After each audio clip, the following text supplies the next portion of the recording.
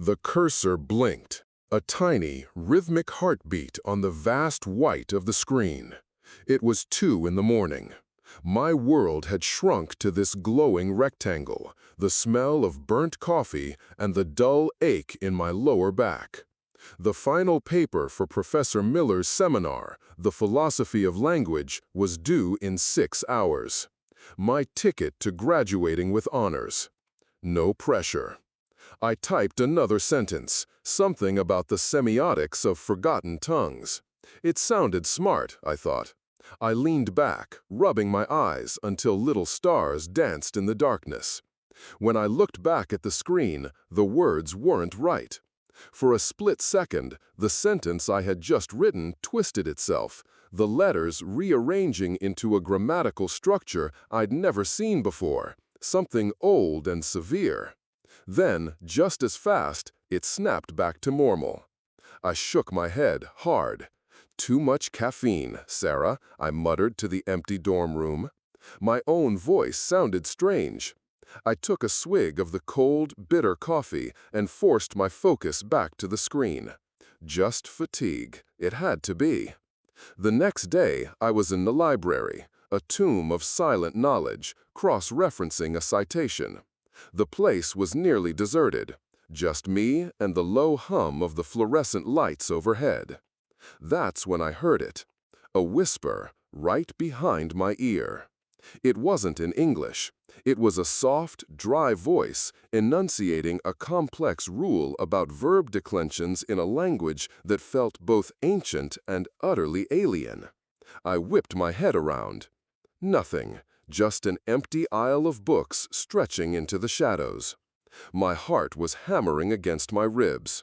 The whisper still seemed to echo in my head, a perfect, academic little phrase that had no business being there. It felt like someone had just leaned over my shoulder, read my thoughts, and offered a correction. I shoved my books into my bag, the scraping sound loud in the quiet, and got the hell out of there. I submitted the paper online with 15 minutes to spare. A wave of relief washed over me, so strong it almost made me dizzy. It was good.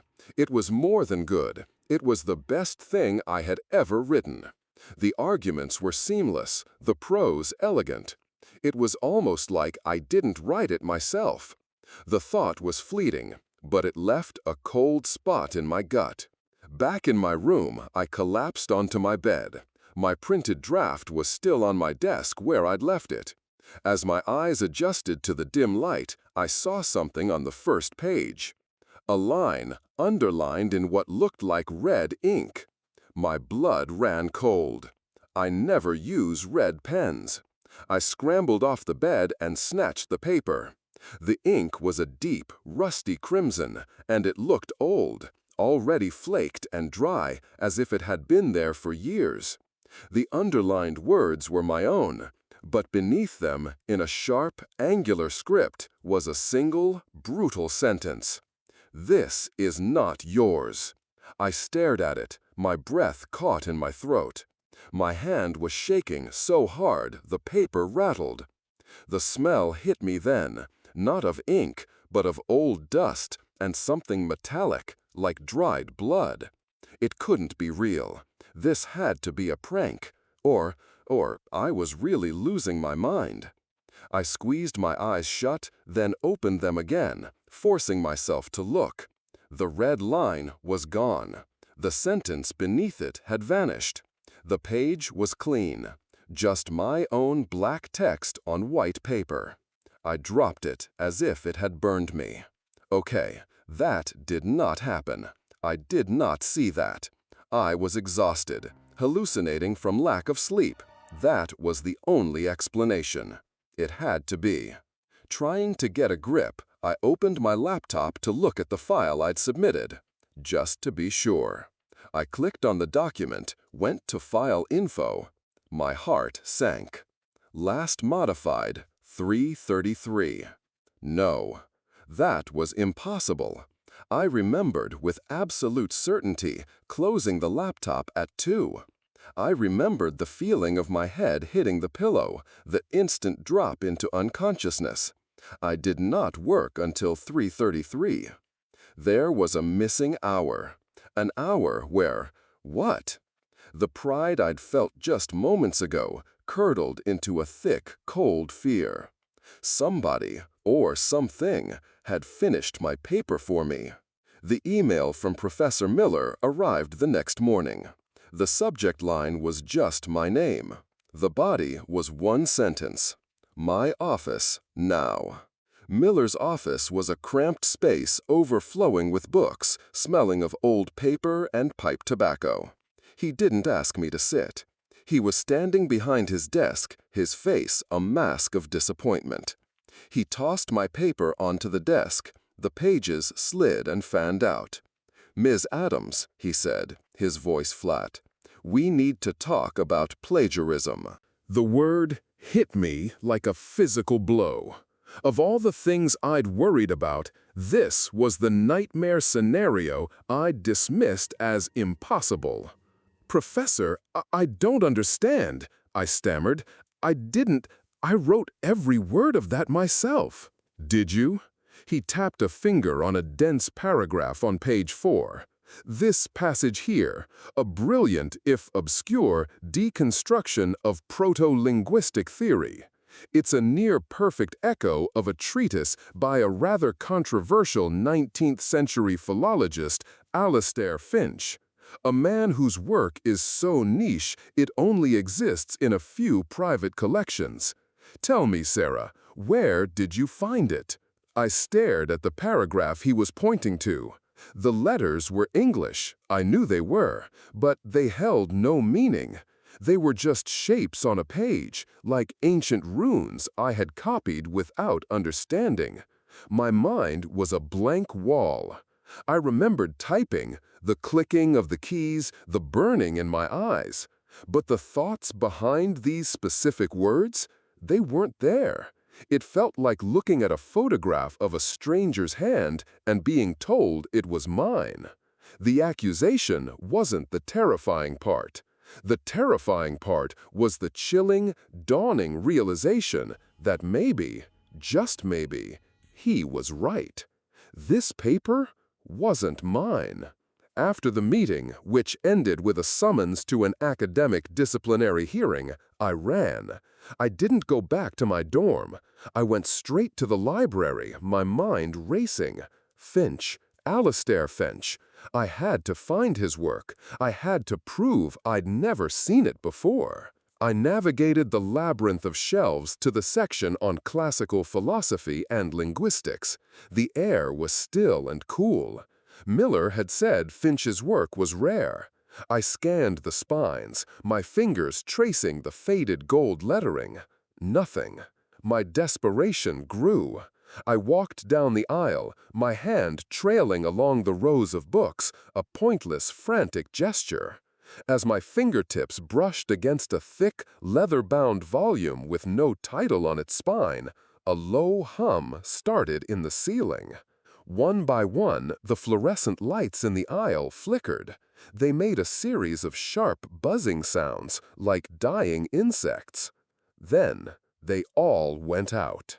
I was plunged into near-total darkness, the silence around me suddenly immense and heavy. My heart leaped into my throat, and in that crushing quiet, I heard a sound right next to me. A slow, dry, cracking noise. It was the sound of the untitled book opening all by itself. Professor Arthur Miller believed in order. He believed in the Dewey Decimal System, in the clear, unyielding logic of a well-formed argument, and in the authority of academic precedent. Sarah Adams was a simple case of plagiarism, open and shut. He sat in his office, the scent of old books and pipe smoke a comforting cloak, and laid out the evidence against her. Her paper on top, his notes beside it. Confidence warmed him like the afternoon sun slanting through his window. He picked up his own magnum opus, Structures of Meaning, published a decade ago, to cross-reference a point he planned to make. His eyes scanned a familiar paragraph. one he could recite from memory. And then he saw it. The word definitely was spelled definitely. He blinked. That couldn't be right. He was a linguistic purist. A typo like that was anathema, a flaw in the very foundation of his work. He rubbed his tired eyes, the skin around them feeling papery. Getting old, Arthur. He looked again. The word was spelled correctly, definitely. The phantom A was gone. He shook his head slightly, a quiet chuckle escaping his lips. Stress. The girl's audacity was getting to him. The next afternoon, standing before his graduate seminar, the intrusion came again. But this time, it was a subtraction. He was in the middle of a sentence explaining the core tenets of structuralist thought. The fundamental principle of this entire, the word was gone. It wasn't that he'd forgotten it. It was as if a hole had been punched through his vocabulary. The word was theory. He used it a dozen times a day. It was the bedrock of his profession. But now, his mind was a blank slate where it should have been. He stood there, mouth agape, a fish gasping for air. The faces of his students swam before him, their expressions shifting from rapt attention to confusion. This entire framework, he finally managed, the substitute words sounding clumsy and weak on his tongue. He felt a bead of sweat trace a path down his temple. For the rest of the lecture, he felt like he was navigating a minefield, terrified that another common word would simply vanish from his grasp. Later, back in the sanctuary of his office, he tried to focus. He poured himself a short glass of whiskey, the amber liquid doing little to calm the tremor in his hands. He had to prepare for the hearing, solidify his case.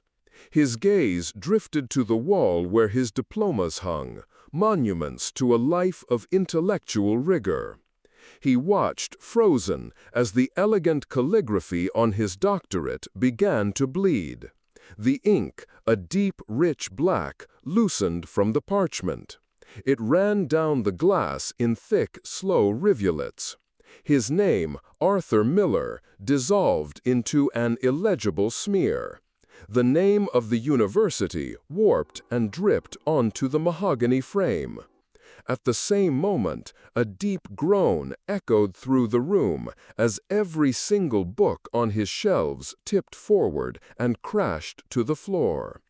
He shot out of his chair, the whiskey glass shattering on the floor.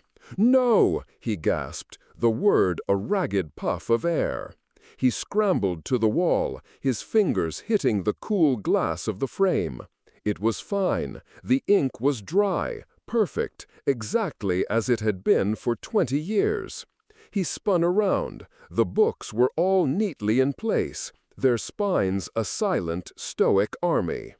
But the smell, the sharp, acrid smell of fresh ink was so thick in the air it made his eyes water. It wasn't in his head. That was real. A new kind of fear, cold and sharp, began to replace his irritation. This wasn't fatigue. This was something else. He needed to talk to someone. He snatched the phone from its cradle, his fingers fumbling as he dialed the number for Dean Albright's office. The line clicked. "Hello?" a voice answered. It was his own. The voice was calm, measured, dripping with a cold, academic certainty he recognized with a jolt of horror. It was the voice he used when cornering a student in a logical fallacy. "Her plagiarism is demonstrable," his own voice said from the receiver, a detached amusement coloring the words. A near-perfect echo of Alastair Finch. "Tell me, Sarah, where did you find it?" Miller screamed and slammed the phone down so hard the plastic cracked. He backed away from the desk, his heart hammering against his ribs like a trapped bird. It knew. Whatever this was, it knew his thoughts. It was using his own words, his own authority against him. This was an attack, and he was the target. He spent the rest of the day in a state of frayed panic, jumping at every creak of the old building. He didn't leave his office, terrified of what might wait for him outside. Just before 5, there was a soft thud as a package was slipped under his door. A plain brown cardboard mailer. He stared at it for a full minute before inching forward and picking it up. It was addressed to him. No return address. With trembling hands, he tore it open. Inside was a freshly printed copy of Sarah Adams' paper. He felt a wave of nausea. But as he looked at the cover page, the nausea turned to ice in his veins. The author's name was not Sarah Adams. It was Professor Arthur Miller. He flipped numbly to the final page, to the bibliography. There was only one source listed. It wasn't Alastair Finch. It wasn't anything he recognized. It was a single line of angular, jagged characters that seemed to scratch at the very paper they were printed on. Tucked inside the paper was the official notice for the disciplinary hearing. He scanned the familiar text until his eyes landed on the designation for the student. The words, "Accused student, Sarah Adams," had been crossed out with a single brutal black line. Written neatly underneath, in the same impossible script from the bibliography, was his own name. The night before the hearing, he was still in his office, the door locked, a bottle of whiskey mostly empty on his desk. He had to regain control. He spread the original documents, Sarah's real paper, his notes, the evidence, across his desk, trying to find the logical thread again. He forced himself to read. As his eyes moved across a line of text, the letters began to twitch. First one, then another. The black ink seemed to liquefy, to pull itself up from the page. The letter T detached itself, sprouted hair-thin legs, and skittered across the white paper. Then an E, an H. Soon the entire paragraph was dissolving. The letters lifted into the air, a swarm of black, chittering things. They filled the air around his desk lamp, their tiny forms casting 1,000 dancing, frantic shadows on the walls. A low hum filled the room, the sound of 1,000,000 dry whispers all saying his name. Arthur, Arthur, Miller. He cried out, swiping at them with his hands, but they were intangible, like smoke. The swarm consolidated, then dove straight at his face. He felt them crawling over his skin, 1,000 tiny, sharp points. He opened his mouth to scream, and they poured inside. He choked, gagging, the feeling of dry paper and sharp edges filling his throat. They crawled into his nostrils, into his ears, the whispering growing to a roar inside his skull. He collapsed, convulsing on the Persian rug, his mind shattering under the weight of a language that had turned against him. The next morning, Sarah Adams walked toward the oak-paneled door of the faculty hearing room. Her heart was a cold, heavy stone in her chest. She was terrified, but something else was there too, a strange calm, a feeling that she was not, in fact, alone. She saw Professor Miller through the small window in the door, already seated at the long table inside. He looked wrong. His shoulders were slumped. His skin had a gray, waxy sheen, and his eyes, when they briefly met hers, were wide and vacant. He looked like he'd aged 20 years in 2 days. She pushed the door open and stepped inside. As she walked past him to take her seat, he didn't look up, but his lips moved. A whisper, so faint she almost missed it, dry and cracking like old parchment. "It's not here to punish you," he breathed, his gaze fixed on the polished wood of the table. "It's here to edit us." Before Sarah could process his words, the heavy oak door swung shut behind her. The sound was loud in the small room. It was followed by the sharp, final click of a bolt sliding into place. The heavy oak door clicked shut. The sound was so final. It wasn't just a latch catching. It was like a period at the end of a sentence that spelled out the end of my life. I stood there, my portfolio clutched in my sweaty hands, looking at the 4 faces staring back at me from behind the long, polished table. Dean Evans, a man whose face seemed permanently set in a state of mild disapproval.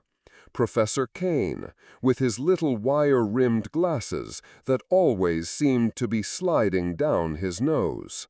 Dr. Albright, a woman who smiled too much, but never with her eyes. And Professor Miller.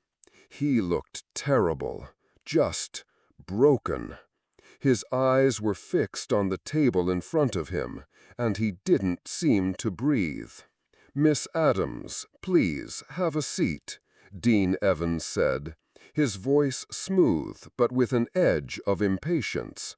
He gestured to the single wooden chair placed in the middle of the room, facing them, the hot seat. I walked over, my shoes making too much noise on the hardwood floor. I sat. The chair was hard and cold. "We are here today," Evans began, picking up a stapled document, "to address a serious allegation of academic dishonesty, specifically plagiarism." He started reading from the paper, his voice a droning monotone. The words washed over me. Violation of the university's honor code. Intellectual theft. Resulting in immediate expulsion. I tried to swallow, but my throat was bone dry. I wanted to say something, anything, but the words were stuck somewhere behind the lump of fear in my chest. Evans paused. He squinted at the paper in his hands, then brought it closer to his face. The university, these matters, with the utmost serious." He stopped again, a frown creasing his brow. He shook his head slightly and cleared his throat. "Apologies, a typo. With the utmost seriousness." He continued, but his confidence was gone. He stumbled over another sentence a moment later, looking at the page as if it had betrayed him. The others glanced at each other, a flicker of confusion. "If I could just explain," I managed to say, my own voice a pathetic whisper. "The evidence is quite clear, Miss Adams," Professor Kane cut in, his tone sharp and dismissive. And then it happened. My chest vibrated. A low, powerful hum that seemed to come from my bones. The air in front of my face grew thick, and a voice, not mine, poured out of me. My lips didn't move an inch. "Define evidence." The voice was a chorus, a blend of a dozen different tones, deep and resonant. It filled the room, pushing against the walls. Everyone froze. Professor Kane's mouth hung open. Dr. Albright's plastic smile vanished. I could only sit there, feeling the phantom vibration in my rib cage, my heart hammering against it like a prisoner. Oh God, what was that? What is happening to me? Dean Evans slammed his hand on the table. The sound cracked through the room. This insolence will end right now. The moment the words left his mouth, the wooden gavel on the table leaped into the air on its own. It came down with impossible force, smashing into the polished mahogany. A spiderweb of cracks exploded from the point of impact. The sound was like a gunshot. The chorus voice came from me again, stronger this time, cold, absolute. The proceedings will now begin. I looked at them, but it wasn't me looking anymore. The fear was gone. It had been scrubbed away, replaced by a vast, chilling clarity.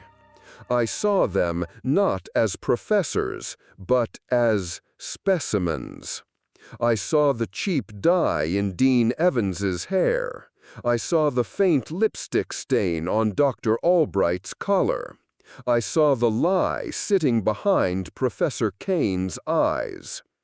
The voice, my voice, turned to Kane. In 1998, you published a paper titled Semiotic Decay in Post-War Poetry. The central thesis was lifted, almost verbatim, from an unpublished manuscript by your graduate assistant, a Mr. David Chan. You are a fraud. Professor Kane shot to his feet, his face turning a blotchy red. That's a lie, a slanderous lie. As soon as the word lie was spoken, a thin, pale line appeared where his lips met. It stretched, the skin pulling taut and smooth, sealing his mouth completely shut. There was no blood, no wound, just a seamless, horrifying blankness. He clawed at his face, his eyes wide with a terror I could feel like a wave of heat. Muffled, gagging sounds were the only things that came out. He stumbled backward, knocking his chair over, and collapsed against the wall, a choking, silenced man. Dr. Albright let out a small, strangled gasp. Evans looked from Kane's sealed face to me, his own skin the color of ash. They understood. This wasn't a hearing. This was a judgment. And the rules were not their own. The entity wearing my body turned its attention to Dean Evans. You have accused this vessel of plagiarism. Cite your source. Evans stared, paralyzed. His hands trembled on the table. The stack of papers in front of him, my essay, Miller's notes, the evidence, began to rustle. I watched, a detached observer in my own skull, as the top page curled in on itself. It folded and twisted, the black ink of the text forming segmented lines, thin paper legs sprouting from its sides. It became a thing, a centipede made of lies and paper. Then another page did the same, and another. Soon a dozen of them were scuttling across the table, their paper bodies making a dry, whispering sound. They swarmed toward Evans. He screamed, a high, thin sound, and tried to scramble away, but they were too fast. They crawled up his legs, under his suit jacket, into his cuffs and collar. He fell to the floor, thrashing and shrieking, tearing at his own clothes. The screaming stopped. As we watched, his body began to flicker like a bad projection on a screen. His edges blurred, dissolving into floating black characters that hung in the air for a second before winking out. First his hands, then his arms, then his entire body disintegrated into a cloud of meaningless letters. Then he was just gone. The room was one person smaller. Only Professor Miller and Dr. Albright were left. Albright was weeping silently, her body shaking. Miller just sat there, watching me. He wasn't scared. He looked resigned. He was the last one, the voice addressed. Professor Arthur Miller. Miller didn't flinch. He just looked at me, his gaze trying to find the girl he knew somewhere behind my eyes. "What are you?" he asked, his voice hoarse. "You attempted to grade a god," the voice answered, a cold amusement in its tone. "Your sentence is to understand." Every book on the shelves that lined the room flew open at once. The pages fluttered wildly, and then the letters, every single letter from every single book, lifted off the paper. They formed a black, swirling tornado of text in the center of the room. The vortex descended on Professor Miller. He screamed then. It wasn't a scream of fear, but of pure, undiluted agony, as the whole of a forbidden library was forced into his finite human mind.